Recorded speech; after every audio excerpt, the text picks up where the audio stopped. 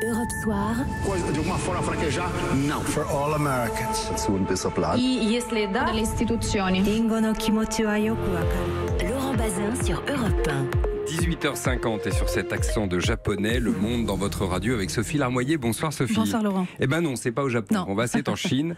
D'abord, où la pression est de plus en plus forte sur la communauté musulmane ouïghour. On vous a déjà raconté comment le régime les fiche, mais il faut que vous sachiez qu'on les envoie aussi dans des camps de rééducation et certains ex-détenus commencent à témoigner. Oui, c'est ce que l'État chinois appelle la transformation par l'éducation. Il s'agit de remodeler la pensée des Ouïghours, cette minorité de la Chine occidentale, dans la région du Xinjiang. Vous savez, c'est une ethnie qui est plus proche culturellement et linguistiquement des Turcs que des Chinois de l'ethnie Han. Et ces dernières années, une minorité de la minorité ouïghour a basculé dans l'extrémisme, résistant de manière violente à la domination de Pékin, ce qui sert de prétexte à cette immense opération de lavage de cerveau, des détentions arbitraires, souvent au secret et sans inculpation, qui peuvent durer des jours, des mois ou des années. Les rares qui parlent racontent les heures d'endoctrinement, d'études de la propagande communiste, des chants et slogans à la gloire du président Xi. On dort et on mange seulement si la récitation est bien apprise. Et les rebelles sont menottés, pieds et poings. Ils peuvent subir des simulations de noyade ou autres tortures. Certains Ouïghours sont morts en détention. Alors on imagine l'opacité évidemment autour de ce traitement. Comment ces informations sortent-elles ? Surtout grâce à des chercheurs comme Adrian Zenz, basé en Allemagne, qui a publié la semaine dernière un rapport sur cette persécution des Ouïghours. Selon lui, les détentions dans ces camps entourés de barbelés avec les portes blindées et salles de garde pourraient concerner plus d'1 million de personnes. Pékin nie l'existence de ces camps, mais le chercheur a repéré des appels d'offres pour en construire de nouveaux dans plus de 40 localités du Xinjiang. Et certains immenses, l'un d'eux doit faire 80 000 mètres carrés. Appel aux entreprises de construction, appel au recrutement de personnel aussi ayant des compétences en psychologie criminelle ou une formation policière. Donc c'est l'ultime outil d'une certaine manière d'un système de surveillance qui est déjà très élaboré, c'est ça ? Et qui est omniprésente jusqu'au cœur des foyers. Cette fois, c'est Human Rights Watch qui raconte que plus d'1 million de cadres du Parti communiste sont envoyés dans les familles musulmanes, dans leurs maisons. Ils s'invitent, pas moyen de dire non. Et pendant une semaine, ils partagent les repas et les chambres à coucher, dispensent la bonne parole et font des rapports, notamment sur les signes religieux qui pourraient persister.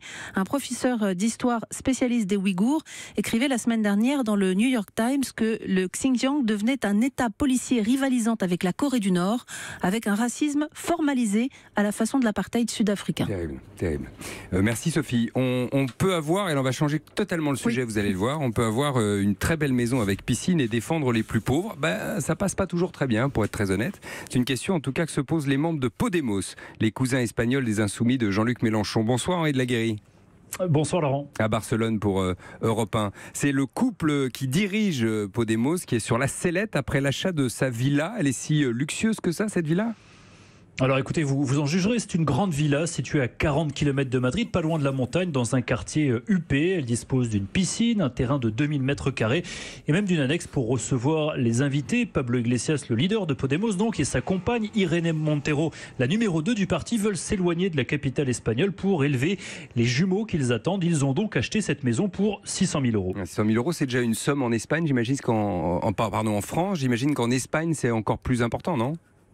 Oui, effectivement, dans un pays où le SMIC s'élève à 825 euros, c'est un montant très élevé et surtout, c'est un investissement qui ne cadre pas du tout avec le discours de Podemos. Depuis des années, l'indigné Iglesias dénonce la caste qui dirige l'Espagne comme, je cite, une élite déconnectée des réalités. Il y a 4 ans, voilà d'ailleurs ce qu'il disait à propos d'un ministre pour le discréditer.